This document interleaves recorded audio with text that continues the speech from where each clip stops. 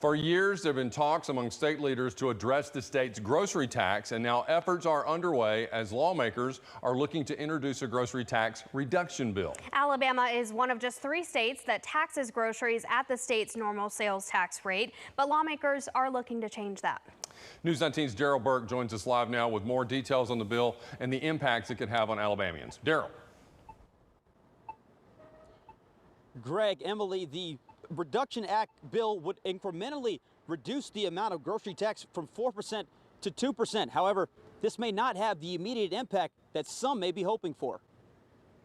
For me, with 3 kids, half of a percentage doesn't really help anything at all. Alabama lawmakers are looking to pass the grocery tax reduction bill that would decrease the current sales tax from 4% to 2% over the course of the next few years. It would cut the tax in half-cent intervals, with the first half-cent cut going into effect September 1st, followed by the next on November 1st, 2024.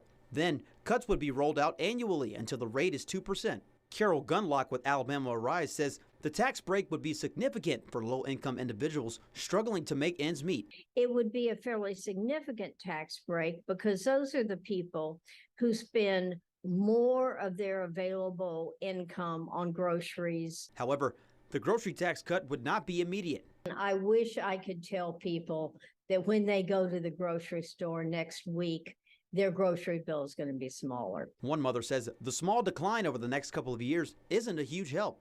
Several families are struggling to feed their kids or feed their family. A half of a percent really is not going to do anything to help anyone. Local food suppliers like Sherry Schofield with the North Alabama Food Bank says she's seen the effects of inflation and the high cost of food that families are dealing with. We have definitely been seeing an increase in the number of people who are seeking food assistance. A lot of our community is really struggling. They're having to come in for food assistance for the first time ever.